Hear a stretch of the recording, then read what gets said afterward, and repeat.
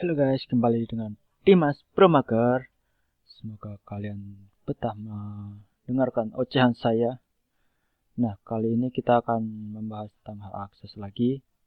Tapi apa ya?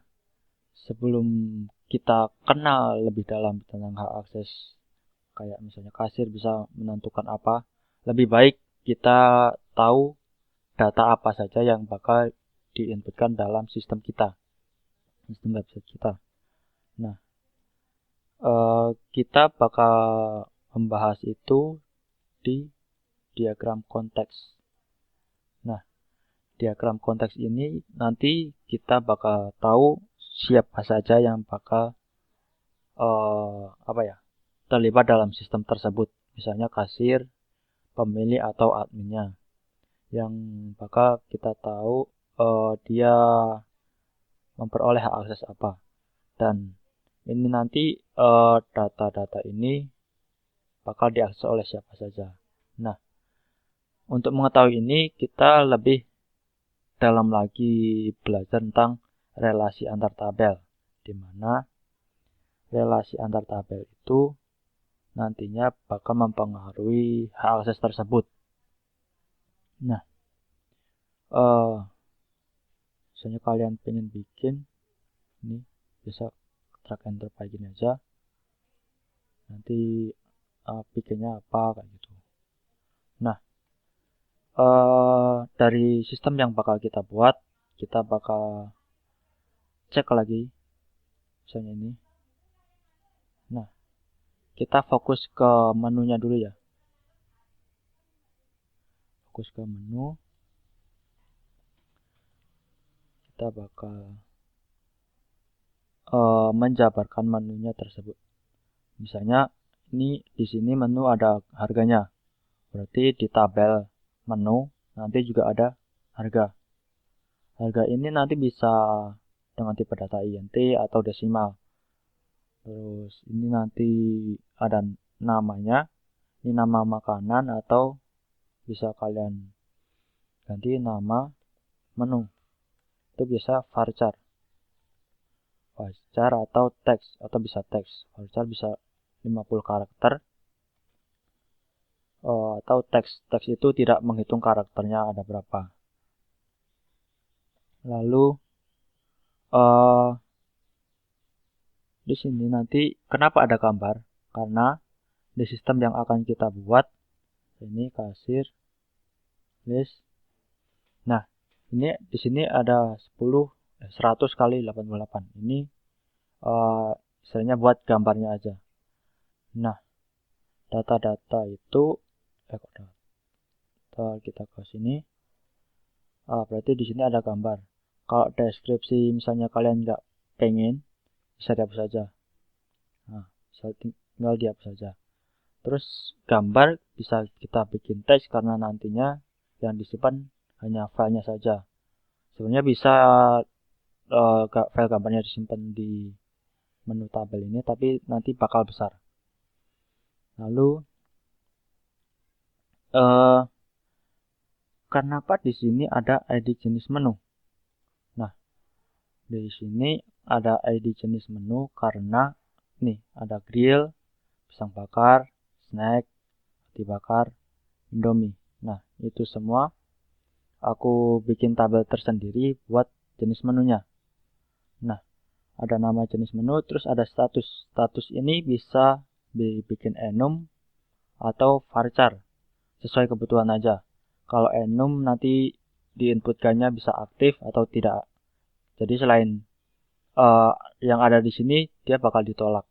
Tapi kalau varchar apapun nanti bisa ditolak. Nah, lalu kita ke tabel yang berikutnya atau yang perlu kita analisa lagi sebagai web developer atau biasanya ini tugasnya sistem analis sih, yaitu notanya. Biasanya ada nota. Itu kalau saya cek di sini, saya cuma download di Google. Jadi ini ada nama barang berarti ini ada nama menu ya. Nama menu, nanti direlasikan ke detail pemesanan. Terus banyaknya juga ada di sini, harga juga ada di sini. Kenapa harga ada dua? Harga di sini dan harga di sini.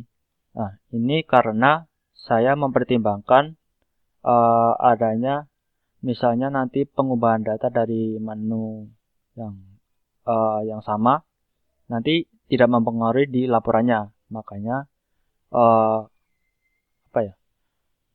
harga di sini nanti dipindahkan ke detail pemesanan. Lalu di pemesanan ini itu ada ID user. ID user itu kasir yang menginputkan pemesanannya tersebut. Misalnya ada menu apa aja nanti diinputkan bakal tahu. Nih ada nomor meja atau nama. Di sini nama pemesan, tapi di sini ada nomor meja. Tapi terserah kalian mau bikin kayak gimana. Lalu ada tanggal pemesanan, total pemesanan nanti ada. Kalau misalnya kalian emang pengen diskon, bisa ditambahkan aja. Misalnya di sini diskon, atau nanti ada kalian misalnya pembayarannya juga pengen diinputkan ke dalam database, itu juga boleh saja. Karena biasanya kalau di sistem besar semua datanya bakal diinputkan biar kita tahu yang error itu emang di database-nya atau di sistem kita gitu. Lalu yang kalau kalian bingung gimana sih cara nentuin pemesanan dan detail pemesanan, itu kayak gini gambarannya. Pemesanan itu ketika orang datang, kita mesan sesuatu ke pelayannya. Nah, detail pemesanan itu ini karena diajarinya di kuliah biasanya detail. Kalau pengen gampangnya tuh list pemesanan. Nah, nanti list apa aja yang bakal kasir kita pesan kayak gitu mudah-mudahnya. Jadi biar lebih enak bisa kalian ganti menjadi list pemesanan biar orang tahu. Kalau detail nanti biasanya bisa nama pemesan itu juga termasuk detail pemesanan. Jumlah bayar juga termasuk detail pemesanan. Tapi kalau list pemesanan kan kita udah tahu nih pesannya apa aja, biasanya kayak gitu. Terus di perkuliahan dulu biasanya sih kasir dan admin itu dipisah. Tapi karena seiring perkembangannya saya mendevelop web, saya lebih suka ini dihapus. Kita bikin satu tabel, ini user, tapi ini dibikin kolom hak akses. Jadi biar kalian tahu hak aksesnya itu sebagai apa. Misalnya ini enum, bisa varchar sesuai yang kalian pengen, tapi saya sarankan enum untuk yang sistemnya udah tahu apa aja ya, hak aksesnya itu ada apa aja. Kasir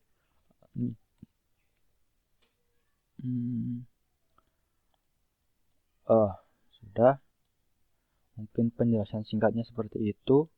Lalu untuk hak akses yang saya bicarakan tadi, mungkin dari ini kita bakal belajar lagi buat DFD, diagram konteks, diagram level 1, diagram level 2. Nah, biasanya diagram konteks itu kalau di perkuliahan biasa dibilang DFD level 0. Nah, kalau aku sarankan kalian bikin relasi antar tabelnya dulu karena kita tahu gambaran data yang ada di sistem yang mau kita bikin buat itu kayak gimana.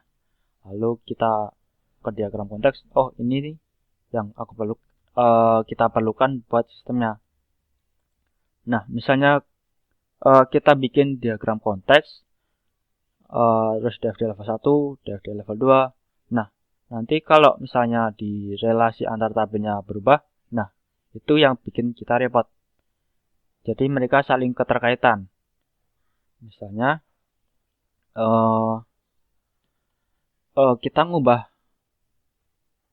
menu nih, jadi misalnya menu ada 2 tabel. Nah, nanti di DFD level 1, di DFD level 2 dia bakal berubah. Untuk pemula sih nggak masalah.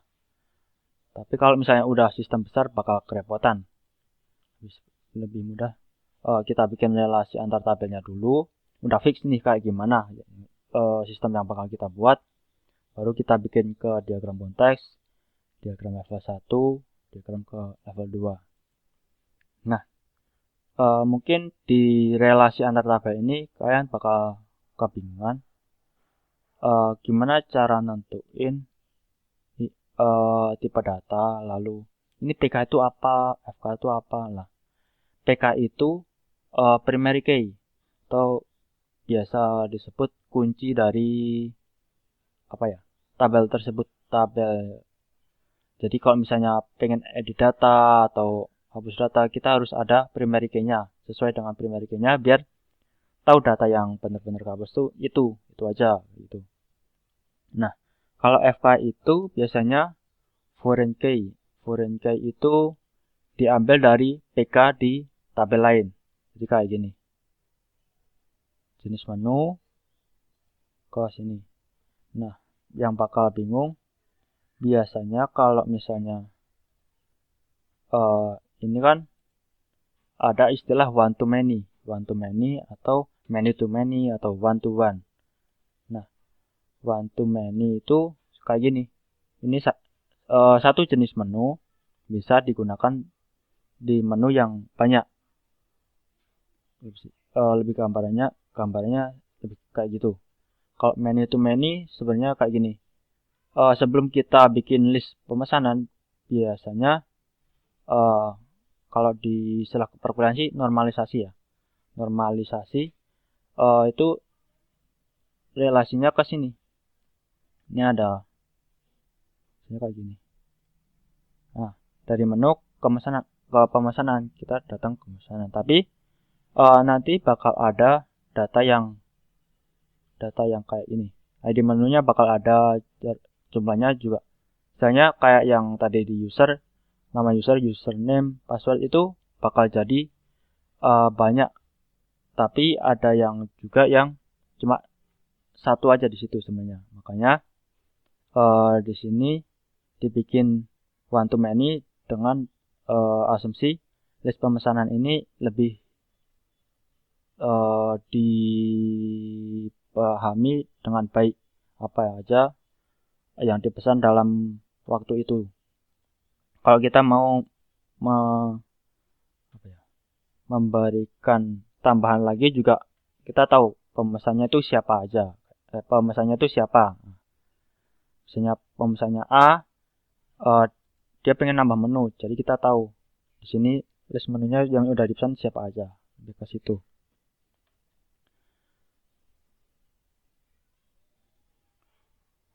Mungkin sekian untuk belajar kita mengatur hak akses yang dimulai dari data dulu. Kedepannya mungkin akan lebih dalam lagi dari DFD level 1, DFD level 2, gimana cara bikinnya, lebih ke situ. Sekian dari saya, salam pro mager.